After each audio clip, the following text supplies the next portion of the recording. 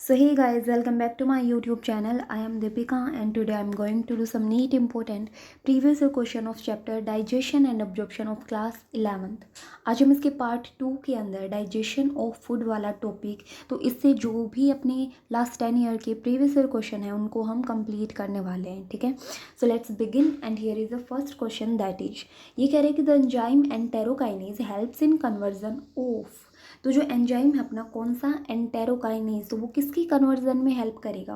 Protein into polypeptides, trypsinogen into trypsin, caseinogen into casein, pepsinogen into pepsin. ये question जो है वो NEET 2020 में पूछा गया था भाई. ठीक है, सो ये किस में हेल्प करेगा? So right option is B, that is trypsinogen into trypsin. ठीक है, तो अपना जो ट्रिप्सिन एंजाइम है ये जो है वो इस एंजाइम से एक्टिवेट होता है, याद रख लेना.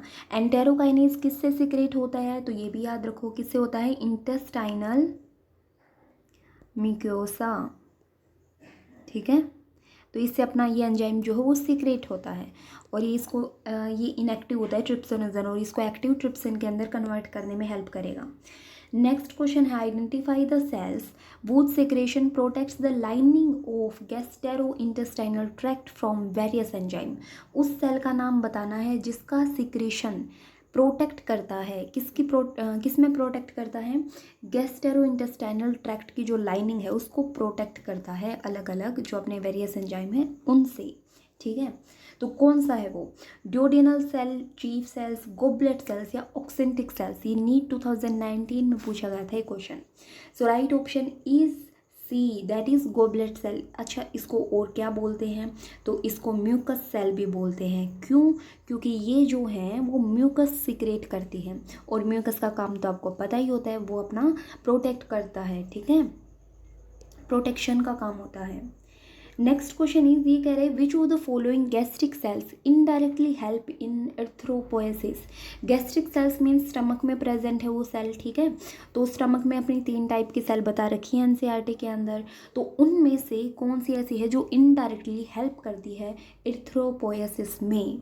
ठीक है, तो ये क्वेश्चन बहुत ही ज़्यादा इंपॉर्टेंट है, तो इसको थोड़ा ध्यान से सुनना. सबसे पहले पता होना चाहिए एर्थ्रोपोएसिस होता क्या है. ठीक है, तो एर्थ्रो मीन्स रेड कलर के लिए यूज़ किया जाता है ना, और पोएसिस मीन्स फॉर्मेशन, तो formation of red blood cell. ठीक है, फॉर्मेशन ऑफ आरबीसी, तो उसके लिए अपना ये यूज़ किया गया है एर्थ्रोपोएसिस. ठीक है, तो कौन सी सेल हैं जो इसमें इसकी फॉर्मेशन में हेल्प कर रही होती हैं? Chief cell, mucus cell, goblet cell या parietal cell. So right option is D, that is parietal cell. देखो एनसीईआरटी में पेरिएटल सेल को एक और नाम भी देना है, कौन सा? Oxyntic cell. ठीक है, याद रख लेना, ऑक्सिंटिक सेल भी इसका नेम है एक. तो ये क्या करता है? तो पेरिएटल सेल या ऑक्सिंटिक सेल जो है वो सीक्रेट करता है क्या? HCl and intrinsic factor. ठीक है, तो ये जो अपना HCl है इसका काम क्या होता है? तो HCl जो है वो अपना फेरिक को, जो अपना फेरिक है, इसको दोबारा लिखती हूँ मैं एक बार. तो क्या करता है? ये HCl सीक्रेट करता है और ये क्या करता है? अपना फेरिक को कन्वर्ट करता है किसके अंदर? फेरस के अंदर, जिसको Fe2 पॉजिटिव बोलते हैं. ठीक है, फिर आयरन जो है वो अब्जॉर्ब होता है अपना. और इंट्रिंसिक फैक्टर का काम क्या होता है? तो इंट्रिंसिक फैक्टर जो है वो अपना विटामिन, कौन सा विटामिन? B12, तो इसके अब्जॉर्प्शन में हेल्प करेगा. ठीक है, तो और ये सारी जो चीज़ है वो इसेंशियल होती है किस चीज़ के लिए? Formation of RBC, that is erythropoiesis के लिए. ठीक है, ये क्वेश्चन जो नीट 2018 में पूछा गया था बहुत इंपॉर्टेंट है, याद रख लेना. सो गाइज नेक्स्ट क्वेश्चन है, ये कह रहा है कि which of the following options best represent the enzyme composition of pancreatic juice. तो देखो पैनक्राइटिक जूस में कौन कौन से अपने एंजाइम प्रेजेंट होते हैं. ठीक है, तो कौन कौन से होते हैं? तो उसके अंदर होते हैं अपने जो एनसीईआरटी में दिए गए हैं. सबसे पहला ट्रिप्सिनोजन. ठीक है, फिर आता है काइमोट्रिप्सिनोजन, फिर आता है प्रोकार्बोक्सी पेप्टाइडेज, उसके बाद आता है ये वाला. अब ये क्या है तो वो मैं अभी थोड़ी देर में बताने वाली हूँ. ठीक है, तो ये क्या है? AMY से हमें याद रखना है अमाइलेज, LI से याद रखना है लाइपेज और N से याद रखना है न्यूक्लियस.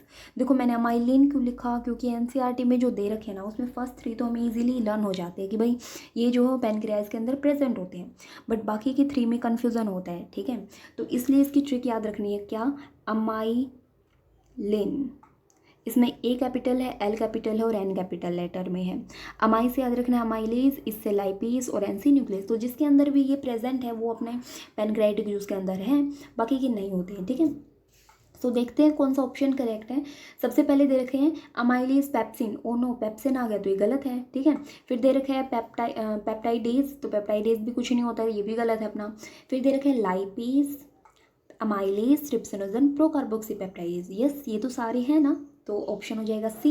लास्ट में फिर पेप्टाइडेज और रेनिन दे दिया तो ये अपना ऑप्शन इनकरेक्ट है, ठीक है। तो ये ट्रिक याद रखना और इस तरीके से ये 6 जो है वो बिल्कुल पैनक्रियाटिक जूस के लिए बिल्कुल याद रख लेना। ये क्वेश्चन नीट 2017 में पूछा गया था। नेक्स्ट क्वेश्चन है, ये कह रहा है कि in the stomach gastric acid is secreted by. तो देखो अपने स्टमक के अंदर जो है वो 3 टाइप की मेनली सेल प्रेजेंट होती हैं, तो उनमें से एक सेल जो है वो क्या करती है, गैस्ट्रिक एसिड सिक्रेट करती है। हमने बात कर चुके हैं, gastric acid means HCl secrete करती है। तो कौन सी थी, पेरिएटल, यस पेरिएटल थी, जिसको हम ऑक्सेंटिक भी बोलते हैं, ठीक है। सो इसमें से कहाँ है पेरिएटल, ऑप्शन डी, ठीक है। तो ये हम कर चुके हैं, तो ये बिल्कुल वैसा ही क्वेश्चन है, बस थोड़ा सा लैंग्वेज चेंज है, बाकी वही चीज़ है। गैस्ट्रिक एसिड मीन्स HCl, ठीक है। तो पेरिएटिक सेल या ऑक्सेंटिक सेल वो क्या करती हैं, HCl सिक्रेट करती हैं और इंट्रिंसिक फैक्टर सिक्रेट करती हैं। क्या काम करते हैं ये, विटामिन B12 के एब्जॉर्प्शन में और फॉर्मेशन ऑफ RBC या एर्थ्रोपोइसिस में, ठीक है। नेक्स्ट क्वेश्चन इज, ये कह रहा है the enzyme that is not present in succus entericus. बात करते हैं सक्कस एंटेरिकस की, तो ये चीज़ क्या है, तो क्या है सक्कस एंटेरिकस। तो सक्कस एंटेरिकस जो है वो एक टाइप का इंटेस्टाइनल जूस होता है, ठीक है, इंटेस्टाइनल जूस। तो उसके अंदर जो जो एंजाइम प्रेजेंट होते हैं मेनली कौन से होते हैं, डाइजेशन के लिए होते हैं, जैसे डाइजेशन ऑफ कार्बोहाइड्रेट, प्रोटीन का डाइजेशन, फैट का, न्यूक्लिक एसिड का। तो उसके अंदर ये अपने प्रेजेंट होते हैं, जैसे न्यूक्लियोटाइडेज, न्यूक्लियोसाइडेज, ठीक है। सो देखते हैं कौन सा नहीं है उसके अंदर। न्यूक्लियोसाइडेज यस प्रेजेंट होता है, ठीक है। लाइपेज भी प्रेजेंट होते हैं, लाइपेज जो फैट का डाइजेशन करेगा। माल्टीज भी प्रेजेंट होता है जो कार्बोहाइड्रेट का डाइजेशन करने में हेल्प करेगा। और न्यूक्लियोसाइडेज वगैरह, न्यूक्लिक एसिड, न्यूक्लियेज ये क्या चीज़ है, तो ये प्रेजेंट नहीं होता है। किस में होता है न्यूक्लियेज, पैनक्रियाटिक जूस में अभी बात करके आए हैं, ठीक है। तो एंजाइम जो न्यूक्लियस है वो एक टाइप का डाइजेस्टिव एंजाइम नहीं होता है, इसलिए डाइजेस्टिव जूस में प्रेजेंट नहीं होगा, बाकी के सारे डाइजेशन में हेल्प करते हैं। तो ऑप्शन डी जो है वो इसका राइट आंसर हो जाएगा। नेक्स्ट क्वेश्चन ये कह रहा है कि gastric juice of infants contain. तो यहाँ पे एक बहुत इंपॉर्टेंट बात है वो याद रखना है। इन्फेंट के अंदर जो गैस्ट्रिक जूस होता है ना अपना स्टमक का, तो उसमें एक और चीज़ मिलती है, मतलब वो एंजाइम तो प्रेजेंट होंगे जो अपने वो 3 सेल सिक्रेट करती हैं, उसके अलावा रेनिन प्रेजेंट होता है। ये है RENNIN, ठीक है। एक स्पेलिंग है RENIN, तो वो एक्सक्रीटरी सिस्टम में अपना काम आएगा, तो वो बाद में पढ़ेंगे। सबसे पहले हम बात करते हैं RENNIN। तो ये इन्फेंट मीन्स छोटे बच्चों में मिलता है। क्यों मिलता है, क्योंकि छोटे बच्चे क्या करते हैं, मिल्क जो है वो लेते हैं, तो वो क्या करेंगे, मिल्क के अंदर प्रोटीन होता है। कौन सा प्रोटीन होता है, कैसिनोजन, ठीक है। तो ये रेनिन जो है वो क्या करता है, इस प्रोटीन को कैसीन के अंदर कन्वर्ट कर देता है, ठीक है। तो कैसीन के अंदर कन्वर्ट कर देता है, ये चीज़ याद रख लेना। सो अपना ऑप्शन कौन सा हो जाएगा, रेनिन तो आएगा ही। इसका ऑप्शन होएगा पेप्सिनोजन भी प्रेजेंट होता है, यस लाइपेज भी होता है, कम थोड़ा सा होता है बट होता है। रेनिन भी होता है, सो ऑप्शन इज करेक्ट, ठीक है। अमाइलेज नहीं होता है, अमाइलेज नहीं होता है। फिर यहाँ माल्टेज नहीं होता है, और यहाँ बात करें तो ये न्यूक्लियस नहीं होता है, ठीक है। तो ये सारे जो दे रखे हैं, जैसे ये अपने पैनक्रियाटिक जूस में प्रेजेंट होते हैं, ये अपना इंटेस्टाइन में प्रेजेंट होता है, ठीक है। नेक्स्ट क्वेश्चन ये कह रहे विच of the following statement is not correct. इनमें से कौन सी स्टेटमेंट है जो बिल्कुल रॉन्ग है, करेक्ट नहीं है। फर्स्ट दे रखी oxyntic cell are present in mucosa of stomach and secrete HCl। तो ये बात तो बिल्कुल ठीक है ना, कितनी बार आ चुकी है ये। ऑक्सेंटिक सेल्स का दूसरा नाम अब खुद याद रखो, पेरिएटल सेल, ठीक है, बार बार ना कहना पड़े। तो ये ऑप्शन बिल्कुल ठीक है। नेक्स्ट दे रखा है acini are present in the pancreas and secrete carboxypeptidase. तो ये ऑप्शन भी बिल्कुल ठीक है, ठीक है। फिर कह रहे हैं कि Brunner's gland are present in submucosa of stomach and secrete pepsinogen. तो ये इन्होंने सफ़ेद झूठ बोल दिया, क्यों, यही ऑप्शन जो अपना करेक्ट हो जाएगा और इसके हिसाब से इनकरेक्ट है, ठीक है। तो ये जो है वो अपना स्टेटमेंट गलत क्यों है, तो वो गलत इसलिए है क्योंकि जो ब्रूनर्स ग्लैंड है वो सिर्फ और सिर्फ अपने कहाँ मिलती है, वो मिलती हैं डिओडेनम के अंदर। किसके अंदर? डिओडेनम के अंदर। क्या सीक्रेट करती हैं? तो वो अल्कलाइन वाटरी फ्लड, कुछ एंजाइम, कुछ म्यूकस, तो ये सीक्रेट करती हैं। ठीक है, तो वो स्टमक में तो बिल्कुल प्रेजेंट नहीं होती है भाई, कहाँ होती है? ड्यूडेनम में। So right option is C. Next दे रखा है goblet cells are present in mucus of intestine and secrete mucus, तो ये बात बिल्कुल ठीक है। ठीक है, नेक्स्ट क्वेश्चन है the initial step in digestion of milk in humans is carried out by. तो ये क्वेश्चन तो आप लोगों से खुद ही हो जाना चाहिए। ठीक है, क्योंकि डाइजेशन ऑफ मिल्क पूछ लिया इन ह्यूमंस में, इनिशियल स्टेप मतलब सबसे पहले तो बच्चों में प्रेजेंट होता है क्या? रेनिन। ठीक है, तो लाइपेज तो बिल्कुल नहीं करता है, ट्रिप्सिन, पेप्सिनोजन ये नहीं करते, लेकिन इनिशियल स्टेप की बात करते हैं तो वो रेनिन आएगा। ठीक है, नेक्स्ट क्वेश्चन इज ये कह रहा है a healthy person eats the following diet: 5 gram raw sugar, 4 gram albumin, 10 gram pure buffalo ghee adulterated with 2 gram vegetable ghee, hydrogenated vegetable oil and 5 gram lignin. How many calories he is likely to get? 126, 164, 112 या 144? तो देखो इसमें क्या होता है कि हमारी एक फिजियोलॉजिकल वैल्यू नाम की चीज़ आती है। ठीक है, फिजियोलॉजिकल वैल्यू क्या होती है? तो फिजियोलॉजिकल वैल्यू वो होती है कि एनर्जी कितनी प्रोड्यूस होती है 1 ग्राम ऑफ फूड से। ठीक है, हमारी बॉडी में जब उसका ऑक्सीडेशन होता है तो कितनी अमाउंट में एनर्जी प्रोड्यूस होती है, तो that is called physiological value.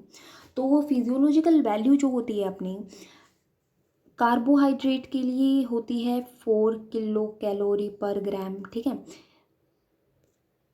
इसी तरीके से जो अपनी फैट है उसके लिए भी अलग होती है और प्रोटीन के लिए भी अलग होती है। तो देखो कार्बोहाइड्रेट और प्रोटीन के लिए तो 4 ही होती है।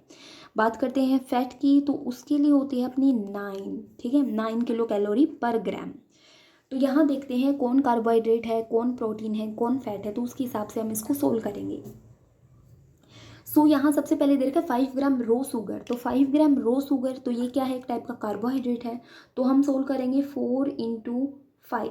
ठीक है, 4 मीन्स ये वाली चीज़ और 5 दे रखी है तो कितना हो जाएगा अपना 20 किलो कैलोरी आ जाएगा। ठीक है, ऐसे ही बात करते हैं एल्ब्यूमिन। तो ये क्या है? एक टाइप का प्रोटीन है, तो 4 इंटू 4 ही आ जाएगा, 16 आ जाएगा।